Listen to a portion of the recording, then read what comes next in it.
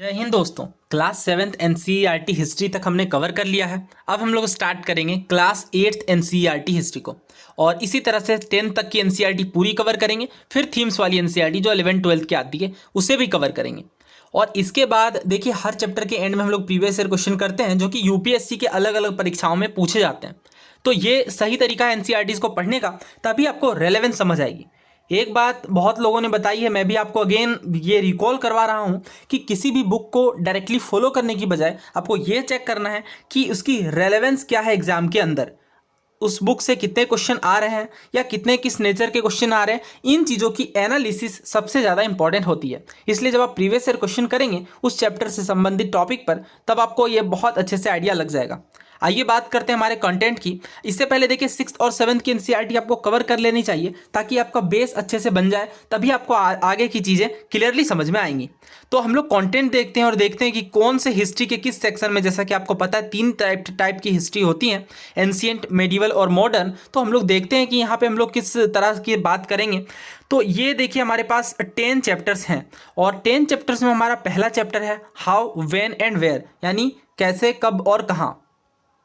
दूसरा चैप्टर है from trade to territory, यानी ब्रिटिशर्स की बेसिकली बात हो रही है, कंपनी की बात हो रही है, किस तरह से वो अपने पावर को स्टेब्लिश करती है, व्यापार करने आती है, बट टेरिटरीज किस तरह से ऑक्यूपाई करना शुरू करती है। रूलिंग द कंट्री साइड, यानी कंट्री साइड में रूलिंग किस तरह की देखने को मिलती है। ट्राइबल रिवोल्ट के आगे बात करेंगे, यानी tribal decoys and the vision of a golden age. देखिए ट्राइबल रिवोल्ट की बात आई तो मैं आपको बता दूं बहुत सारे क्वेश्चन पूछे जाते हैं। इनफैक्ट अभी जो रिसेंटली वीपीएससी हुआ वहां भी क्वेश्चन पूछे गए और ट्राइबल रिवोल्ट पर मैंने ऑलरेडी वीडियो बना दी है, आप जरूर देखिए। बहुत सारे डायमेंशन मैंने कवर किए हैं और सिविल सर्विसेज में भी कॉन्टिन्यूअसली क्वेश्चन आ रहे हैं, चाहे वो मुंडा रेबिलियन पर हो या चाहे वो संताल रेबिलियन पर हो, क्वेश्चन रिपीटेडली पूछे जा रहे हैं। उसके बाद हम लोग बात करेंगे वीबर iron smelter and factory owners की, सिविलाइजिंग द नेटिव, यानी जो ब्रिटिशर्स का स्लोगन होता था उस पर बात करेंगे। और इसके बाद वुमेन कास्ट एंड रिफॉर्म देखेंगे और नेशनल मूवमेंट की मेकिंग, यानी 1870 से 1947 वाला दौर और भारत की आज़ादी के बाद। तो ये हमारा ब्रीफ टाइमलाइन है और इसी पर हम लोग बेसिकली डील करेंगे। दोस्तों आइए फिर प्रारंभ करते हैं हमारे पहले अध्याय को, फर्स्ट चैप्टर को, हाउ, व्हेन एंड वेयर, यानी कैसे, कब और कहाँ। तो सबसे पहली बात यहाँ पे की जा रही है डेट्स के विषय में। देखिए आपने सुना होगा कि हिस्ट्री बोरिंग है क्योंकि बहुत सारे डेट मेमोराइज करने होते हैं। तो एक टाइम ऐसा था जब बहुत ज़्यादा हिस्टोरियन ऑब्सेस्ड थे डेट को लेकर, उनका प्राइम फोकस यही होता था कि हम ज़्यादा से ज़्यादा एग्जैक्ट डेट बता पाएँ लोगों को कि कौन सी घटना कब हुई और इससे रिकॉग्निशन मिले। लेकिन ऐसा अगर आप देखें आज के संदर्भ में तो सिर्फ हिस्ट्री ऐसी नहीं है कि आप डेट्स पर ही बात करें, बल्कि हिस्ट्री आपको ये बताएगी कि किस तरह से सोसाइटी में टाइम टू टाइम चेंजेस देखने को मिले। और कहते हैं ना कि इतिहास दोहराती है, एक काफ़ी फेमस कथन भी आपने सुना होगा, history repeat itself, Karl Marx का है। और एक बार तो पहली बार ट्रेजेडी के रूप में और सेकेंड बार एक घटिया मजाक के रूप में, ये कार्ल मार्क्स का कथन था। और ये अगर आप देखें तो काफ़ी रेलेवेंस भी रखता है ये कथन। इनफैक्ट ऐसे सिविल सर्विसेज मेंस के ऐसे में ये पूछा गया ये टॉपिक। तो सिविल सर्विसेज 2021 के ऐसे में ये टॉपिक आया था ऐसे लिखने के लिए इस पर। दोस्तों बहुत बार हम लोग चीज़ें फॉर ग्रांटेड लेते हैं, बहुत चीज़ें हम लोग देखते हैं लेकिन हमें लगता है कि ये तो पास्ट से हज़ारों सालों से ऐसी चलती आ रही होंगी। जैसे रोड साइड में अगर कोई चाय के प्याली में चाय पी रहा है, या फिर आप जब रेलवेज़ को देखते हैं तो बहुत बार हमारे मन में ये ख्याल नहीं आते कि कौन कौन से चीज़ें हुई होंगी जो इन चीज़ों को इवॉल्व करने में मदद करेंगी। तो इन वीडियो लेक्चर्स और हिस्ट्री अगर आप पढ़ेंगे तो ज़रूर आप समझ लेंगे इन चीज़ों को कि कौन कौन से यहाँ पे चीज़ें चली और आगे चल के इन चीज़ों का इवोल्यूशन देखने को मिला। दोस्तों यहाँ पे साइड में आप एक इमेज देख सकते हैं, इस इमेज को ध्यान से देखिए और इसके विषय में क्या लिखा गया देखिए। Brahmins offering the shastras to Britannia frontispiece of the first map produced by James Rennell 1782, यानी ब्राह्मण ऑफर कर रहे हैं शास्त्रास को, ब्रिटेनिया को, जो कि फर्स्ट मैप प्रोड्यूस किया गया था जेम्स रेनेल के द्वारा, उसका ये फर्स्ट पेज है। तो देखिए जेम्स रेनेल के बारे में आपको एक बात ध्यान रखनी है कि ये बंगाल के पहले सर्वेयर जनरल थे और क्लाइव ने इसे बंगाल का पहला मैप बनाने को कहा था, तो इनको श्रेय दिया जाता है फर्स्ट मैप भी बनाने का। ये बात भी आपको ध्यान रखनी है, ये भी पूछी गई है एग्जाम के अंदर। यहाँ पे पढ़िए, Rennell was asked by Robert Clive to produce maps of Hindustan. तो बेसिकली हिंदुस्तान के मैप को ड्रॉ करने की बात की गई, बट बंगाल में बेसिकली इसने मैप को सही तरीके से ड्रॉ किया। An enthusiastic supporter of British conquest of India, Rennell so preparation of map as essential to the process of domination. तो ऑफकोर्स ये अगर आप देख सकते हैं ब्रिटिश मेंटेलिटी साफ साफ दिख रही है कि ब्रिटिश कॉन्क्वेस्ट के बाद यहाँ पे मैप को एक एसेंशियल पार्ट माना गया डोमिनेशन का, इसलिए ये मैप ड्रॉ किए गए। The picture here tries to suggest that Indian willingly gave over their ancient text to Britannia. Okay, the symbol of British power as if asking her to become the protector of Indian culture. तो Indian culture के protector के रूप में दिखाया जा रहा है और इस तरह की बातें जो कि ब्रिटिश मेंटेलिटी को शो करती हैं इमेजेस और कह लें कि मैप्स के थ्रू दिखाया जा रहा है। दोस्तों एक और इमेज दी गई है, famous all over the world Lipton's tea, ठीक है, एंड कॉफ़ी एंड प्रोविज़न की बात की गई है। तो यहाँ पे देखिए ये एक एडवर्टाइजमेंट है जो कि यहाँ पे बताया जा रहा है एडवर्टाइजमेंट्स हेल्प क्रिएट टेस्ट। तो टेस्ट को क्रिएट करने में एडवर्टाइजमेंट हेल्प करती है। ओल्ड एडवर्टाइजमेंट हमें इन बातों को समझने में मदद करते हैं कि किस तरह से मार्केट न्यू प्रोडक्ट्स को लेके बनाए जाते होंगे और न्यू टेस्टेज को पॉपुलराइज किया जाता होगा। ये 1922 का एडवर्टाइजमेंट है जो कि लिप्टन टी के बारे में है और ये सजेस्ट करता है कि इस तरह से दुनिया में रॉयल्टी दिखाई जा रही है, रॉयल्टी प्रदर्शित की जाती है और बैकग्राउंड में इंडियन पैलेस के किसी आउटर वॉल को दिखाया गया है। While in the foreground seated on horseback is the third son of queen Victoria. Queen Victoria के थर्ड सन प्रिंस आर्थर जो कि कॉनॉट के ड्यूक है, उन्हें घोड़े में दिखाया गया है और ये आप देख सकते हैं इंडियन पैलेस को। दोस्तों बहुत सारे हिस्टोरिकल क्वेश्चन की किस तरह से टाइम और डेट को डिटरमाइन किया जाना चाहिए, इन चीज़ों पर एग्जैक्टली बहुत सारी बातें हम लोग नहीं बता सकते। इवन समटाइम्स अगर आप देखें तो it is actually incorrect to fix precise date to processes that happen over a period of time. तो कुछ ऐसी गतिविधियां हैं कुछ ऐसे प्रोसेसेस हैं जो कि एक लंबे समय अंतराल में हमारे कंट्री में या किसी भी वर्ल्ड के किसी पार्ट में डेवलप हुए हैं, तो इन चीज़ों की एक फिक्स प्रिसाइज डेट नहीं दी जा सकती। जैसे अगर आप इंडिया के कंटेक्स्ट में बात करें तो लोग चाय पीना किस टाइम पे शुरू करते हैं, आप ये चीज़ एग्जैक्टली नहीं बता सकते। इवन ये जो टेस्ट है वो धीरे धीरे समय के साथ डेवलप हुए होंगे, ठीक है, बहुत सिंपल सी बात है, बहुत क्लियर सी बात है। तो इस तरह की चीज़ों में हम लोग डेट प्रिसाइज नहीं कर सकते, लेकिन पर्टिकुलरली कोई युद्ध कब लड़ा गया इन चीज़ों को लेकर के या किसी राजा का कभी बेटा हुआ तो वो किस डेट को हुआ, इन चीज़ों को हम लोग प्रिसाइजली डिटरमाइन कर सकते हैं। तो इसी तरह से आपको समझना है और डेट्स के विषय में भी हम लोग बात करेंगे और भी आगे। तो यहाँ पे आप पढ़ भी सकते हैं कि कहा जा रहा है क्यों हम लोग हिस्ट्री को एसोसिएट करते हैं स्ट्रिंग ऑफ डेट्स के रूप में कि पहले ये हुआ फिर ये हुआ। तो इसके पीछे का रीज़न ये है कि when history was an account of the battle and big events, तो जो बड़ी बड़ी घटनाएं होती थी, जो बेसिकली बड़े बड़े युद्ध होते थे, उनके विषय में रूलर्स और पॉलिसीज़ इन चीज़ों पर बात की जाती थी और हिस्टोरियन बेसिकली इन चीज़ों पर कि जैसे किंग कब क्राउन हुए, किस वर्ष शादी हुई, किस वर्ष बच्चे हुए, इन चीज़ों पर बात करते थे, पर्टिकुलर वार पर बात करते थे, किस वर्ष डेथ हुई, इन चीज़ों को डेट के रूप में प्रदर्शित किया जाता और एक हिस्टोरिकल इवेंट का कारण बनता था। लेकिन अगर आप देखें तो हिस्टोरिकल टेक्स्ट बुक में जो हमने लास्ट 2 ईयर्स में देखा, तो हिस्टोरियन और भी बहुत सारी बातें लिखते थे, जैसे उस टाइम की सोसाइटी कैसी थी, लोग लाइवलीहुड के लिए क्या करते थे, क्या उत्पादन होता था किन फसलों का, क्या खाते थे, बड़े शहर कैसे डेवलप हुए, जो हमने बात की महाजनपद के अंदर की किस तरह से राजा दिन प्रतिदिन अपने पावर को बढ़ा रहे थे, टैक्सेस का सिस्टम किस तरह से इवॉल्व हुआ और भी बहुत सारी बुनियादी बातें जो एक सोसाइटी में किन चीज़ों के बदलाव को कह सकते हैं कि चेंज में लाती हैं। तो दोस्तों जब हम लोग डेट्स की बात करते हैं तो किस तरह से हम लोग अपनी स्टोरी को नरेट करने की कोशिश करते हैं। जैसे अगर आप एग्जांपल में देखें तो हिस्ट्री बुक में जनरली इस तरह से बताया जाएगा कि एक गवर्नर जनरल आएगा, फिर दूसरे गवर्नर जनरल आएंगे, किस गवर्नर जनरल के टाइम पे कौन कौन सी गतिविधियाँ होंगी। तो इस तरीके से हिस्ट्री को लिखे जाने का कारण तो बहुत सिंपल ये है कि आप हर एक पर्सन की, हर एक गवर्नर जनरल की यहाँ पर जो गतिविधि होगी वो पिछले गवर्नर जनरल पर आधारित होगी कहीं ना कहीं। उनकी पॉलिसीज़, आगे आने वाली पॉलिसीज़ को डिटरमाइन करेंगे, उन फैक्टर्स को डिटरमाइन करेंगे, सोसाइटी के कंडीशन इनमें प्रभावित होंगे। तो इस तरीके से जब हम लोग हिस्ट्री को क्रोनोलॉजी में पढ़ेंगे तो इसके लिए हमें ज़रूरी है कि हम लोग इसे चैप्टर्स में हिस्ट्री के पर्सपेक्टिव में डिवाइड करें। जैसे अगर मैं एंशिएंट हिस्ट्री की बात करूं तो हमें पता है कि हड़प्पन सिविलाइजेशन इंडियन सब कॉन्टिनेंट में सबसे पहली सिविलाइजेशन देखने को मिलती है। तो लोगों का जीवन स्तर कैसा था, किस तरह के लोग जीते थे। इसके बाद जब हम लोग बात करते हैं वैदिक पीरियड की, तो ये चीज़ें कहीं ना कहीं लिंक्ड है अगर आप देखें तो, क्योंकि जो सोसाइटी में डिफरेंसेस थी, जैसे अगर आप हड़प्पा सभ्यता में देखें तो बहुत सारी चीज़ें ऐसी थी जो नहीं डेवलप हो पाई, जैसे लोहे वगैरह की चीज़ें, तो ये आगे चल के डेवलप होती है, तो सोसाइटी में कुछ बदलाव देखने को मिलते हैं इन चीज़ों के कारण। दोस्तों इस इमेज को देखिए, ये इमेज वारेन हेस्टिंग्स की है और वारेन हेस्टिंग्स के बारे में आपको पता होगा कि ये भारत का पहला गवर्नर जनरल बनता है 1773 में।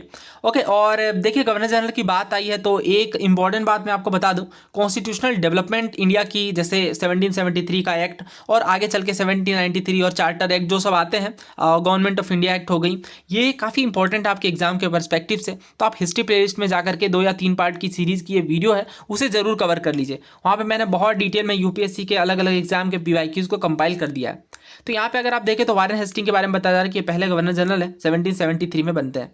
While history book narrate the deed of governor general, biographies glorified them as person and painting projected them as powerful figure. Obviously यहाँ पे ये बात कही जा रही है कि हिस्ट्री बुक में तो गवर्नर जनरल के सभी प्रकार के कार्यों को दर्शाया जाएगा, चाहे वो अच्छे हों या बुरे हों, लेकिन बायोग्राफीज जनरली उस पर्सन के एज अ पर्सनैलिटी ग्लोरीफाई करने की कोशिश करती है, और पेंटिंग्स में भी जनरली उसे पावरफुल फिगर के रूप में दिखाया जाता है। और ये चीज़ें हजारों सालों से चली आ रही है। अगर आप देखें तो एंशिएंट इंडिया में अगर आप जाकर के देखें तो हर्षवर्धन चाहे हो या और भी कोई एंशिएंट किंग के राजा हों या समुद्रगुप्त है, तो उन्हें एक पावरफुल पर्सनालिटी के रूप में प्रदर्शित किया जाता है। दोस्तों, तो अब सवाल ये उठता है कि हम लोग किस तरह से हिस्ट्री को कैटेगराइज करते हैं, किस तरह से पीरियोडाइज करते हैं। तो अगर आप देखें तो 1817 में एक स्कॉटिश इकोनॉमिस्ट और पॉलिटिकल फिलोसोफर होते हैं, नाम है उनका जेम्स मिल। ठीक है, जेम्स मिल, जिनका political science and international relation optional होगा उन्हें तो पता होगा जेम्स मिल के विषय में, क्योंकि ये काफ़ी इंपॉर्टेंट पॉलिटिकल फिगर है।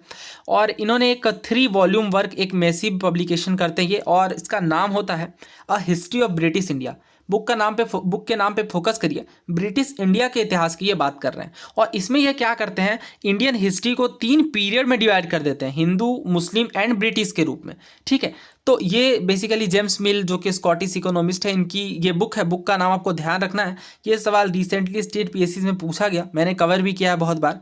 ठीक है, तो वो सवाल मैं नहीं दोहराऊंगा, सिंपली यही पूछा गया था कि a history of British India किसके द्वारा लिखी गई है। ठीक है, तो नाम आपको ध्यान रखना है, जेम्स मिल के द्वारा। और ये बात भी आपको ध्यान रखनी है कि basically Hindu, Muslim and British 3 period में डिवाइड किया गया है। तो आपको ये बात नोट कर लेनी है, इंपॉर्टेंट है। हिस्ट्री ऑफ ब्रिटिश इंडिया पुस्तक किसके द्वारा लिखी गई, तो जेम्स मिल के द्वारा।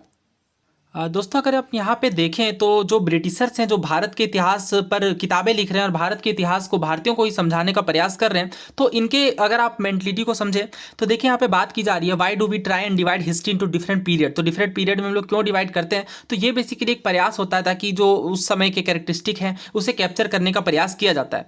और ये बेसिकली इन आइडियाज़ को भी दिखाते हैं कि पास्ट को लेकर के किन आइडियाज़, क्या क्या सोच रखते हैं एक पर्टिकुलर हिस्टोरियन जो भी इन बातों को लिखते हैं। तो देखिए, मिल को ऐसा लगता था कि जो एशियन सोसाइटीज़ हैं वो लोअर लेवल ऑफ सिविलाइजेशन में यूरोप के मुकाबले, ठीक है, ऐसा मिल का मानना था। और उनके अनुसार अगर उन्होंने जिस तरह से हिस्ट्री को बताया उसके अकॉर्डिंग अगर आप देखें तो ब्रिटिशर्स के भारत आने से पहले Hindu and Muslim despots rule the country, यानी भारत पर राज करते थे। रिलीजियस इनटॉलरेंस देखने को मिलता था, कास्ट टेबूज थे,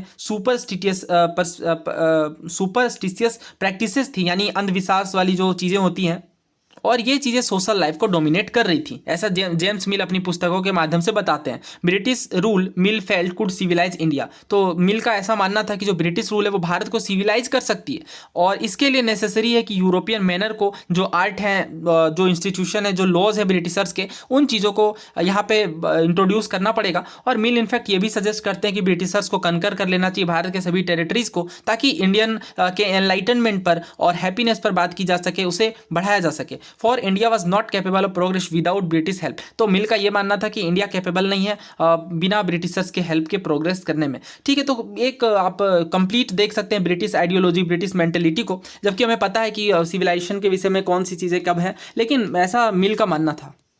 तो दोस्तों, यहाँ पे देखिए साफ साफ कटाक्ष की जा रही है उसी बात पर कि क्या हम किसी हिस्ट्री के किसी पीरियड को हिंदू या मुस्लिम के आधार पर डिवाइड कर सकते हैं। आपको नहीं लगता कि वैरायटी ऑफ फेथ एक साथ साइमल्टेनियसली एग्जिस्ट करते होंगे, और why should be characterize an age only through the religion of the ruler. Basically rulers के रिलीजन के आधार पर हम कैसे किसी सोसाइटी को कैरेक्टराइज कर सकते हैं। तो ये बहुत आप कह लें सेलो थिंकिंग को प्रदर्शित कर रहा है। इसके अलावा आप ये भी देख सकते हैं कि इस तरह की चीज़ें सजेस्ट करती हैं life's and practices of other do not really matter. तो ऐसा तो नहीं था, जो आम जनता है, जो लोगों की फेथ है, उस पर बेसिकली सारी चीजें डिटरमाइन होती थी। Moving away from British classification, historian have usually divided Indian history. और इसके बाद तो हमें पता ही है कि ब्रिटिश हिस्टोरियन के क्लासिफिकेशन के अलावा हिस्टोरियंस जो 3 पार्ट में हिस्ट्री को डिवाइड करते हैं, एंशिएंट, मिडिवल और मॉडर्न। और हालांकि इस डिवीजन में भी प्रॉब्लम है, it is a periodization that is borrowed from the west, where the modern period was associated with the growth of all forces of modernity. Okay, तो बेसिकली जो modern society है, जो हम लोग कहते हैं मॉडर्न इंडिया, जब हम लोग देखते हैं 18th 19th सेंचुरी के बाद, जब इंडिया में अगर आप देखें तो सोशल रिफॉर्म स्टार्ट होते हैं, और भी बहुत सारी चीज़ें, science, reason, democracy, liberty, equality,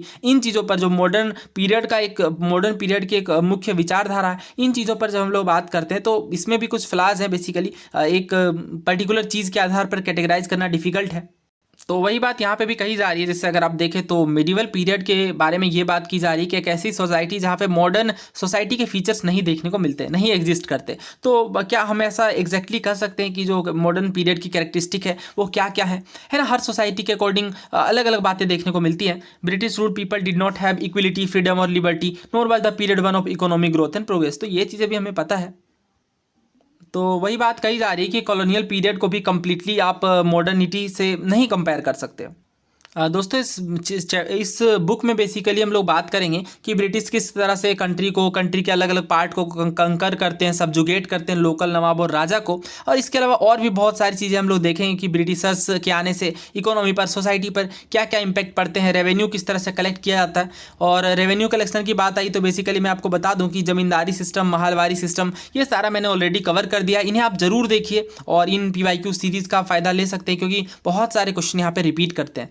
तो यही सब बातें हम लोग बेसिकली करेंगे और यहाँ पे हम लोग समझेंगे कि कौन कौन से पैटर्न में इंडियन सोसाइटी में बदलाव देखने को मिला।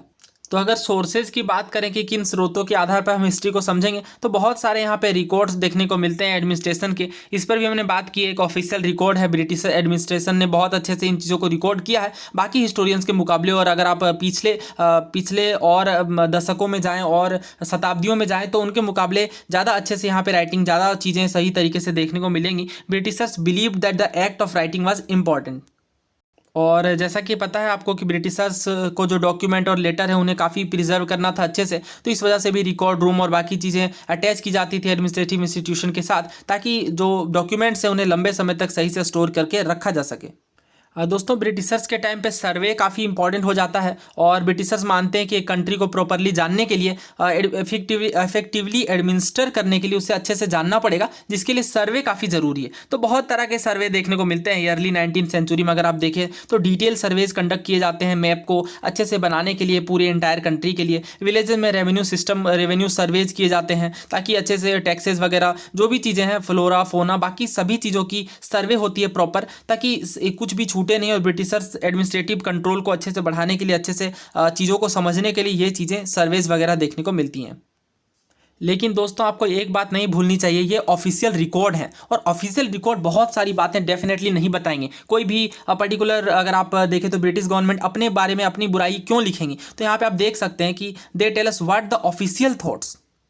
तो जिन चीज़ों में वो इंटरेस्टेड हैं, जिन चीज़ों को ग्लोरीफाई करना चाहते हैं, उन चीज़ों पर ज़्यादा बात करेंगे। This record do not always help us understand what other people in the country felt. Of course देश में जो बाकी लोग हैं, जो आम जनता है और जो और आम जनमानस है, उन लोगों की विचारधारा को, उन लोगों के सुझावों को, उन लोगों के लाइफ स्टाइल को समझने में बहुत ज़्यादा हेल्प नहीं करते हैं। तो इसके लिए हम लोग और भी सोर्सेज का हेल्प लेते हैं। जैसे अगर आप देखें तो बहुत सारे प्लेंटी ऑफ अदर रिकॉर्ड्स भी देखने को मिलते हैं, जैसे यात्री हो गए या ऑटोबायोग्राफीज जो लोग लिखते हैं, या इसके अलावा कुछ यात्री धार्मिक यात्राओं के रूप में आते हैं, इंपॉर्टेंट पर्सनालिटीज़ के रूप में। जैसे अगर आप एंशिएंट हिस्ट्री के संदर्भ में देखें तो ह्वेन सांग और जो बाकी ट्रेवलर्स आते हैं वो भी बहुत कुछ भारत के बारे में लिख के जाते हैं, जो इंडियंस आम लोगों की और सोसाइटी की ओवरऑल जो डेवलपमेंट है या जो बाकी चीज़ें हैं उन चीज़ों को प्रदर्शित करता है।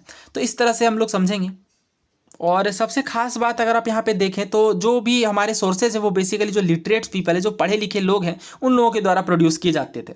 और इसका एक ड्रॉबैक ये है कि जो ट्राइबल, जो पीजेंट्स हैं और जो वर्कर्स हैं जो माइंस में, या जो गरीब लोग हैं स्ट्रीट्स वगैरह के, इनके विचारधाराओं को, इनके लाइफ को जो ये एक्सपीरियंस कर रहे थे, इन चीज़ों को एग्जैक्टली कह पाना डिफिकल्ट होगा, क्योंकि लिटरेट पीपल ही यहाँ पे सोर्सेज को तैयार कर रहे हैं, लिख रहे हैं। तो दोस्तों हमारा ये अध्याय खत्म होता है, हमारा ये चैप्टर खत्म होता है। हम लोग आइए कुछ क्वेश्चन आंसर कर लेते हैं रिकॉल करने के लिए। देखिए ट्रू फॉल्स आपको बताना है। पहले स्टेटमेंट में कहा जा रहा है James mill divided Indian history into 3 period, Hindu, Muslim and Christian नहीं ब्रिटिश, राइट। तो ये तो गलत है, फॉल्स है। दूसरा देखिए official documents help us understand what the people of the country think. देखिए ऐसा नहीं, हमने अभी बात की कि ऑफिशियल डॉक्यूमेंट ऐसा कंट्री के लोगों की विचारधारा को नहीं बता पाते, क्योंकि ये बेसिकली ऑफिशियल चीज़ों पर डील करता है। यहाँ पे हमने बात भी की है इस पर, यहाँ पे आप दोबारा पढ़ सकते हैं। ये देखिए यहाँ पे बात की गई, this record do not always help us understand what other people think in the country. तीसरा स्टेटमेंट देखिए, the British thought surveys were important for effective administration. तो बिल्कुल सही बात है, ब्रिटिशर्स को तो ऐसा लगता ही था कि सर्वे इफेक्टिव एडमिनिस्ट्रेशन के लिए काफ़ी ज़रूरी है। इसके अलावा देखिए आप इन चीज़ों पर भी विचार कर सकते हैं। क्वेश्चन आंसर जो यहाँ पे दिए गए हैं, जेम्स मिल को किस तरह से पीरियडाइजेशन ऑफ इंडियन हिस्ट्री के प्रॉब्लम को बताते हैं, इन सब चीज़ों पर भी आप लिख सकते हैं, सोच सकते हैं। उम्मीद है आपको ये वीडियो पसंद आई होगी। और ये पहला अध्याय है तो बहुत सारे सवाल तो डेफिनेटली नहीं पूछे जाएंगे, बट ये बेस बनाने के लिए काफ़ी ज़रूरी है।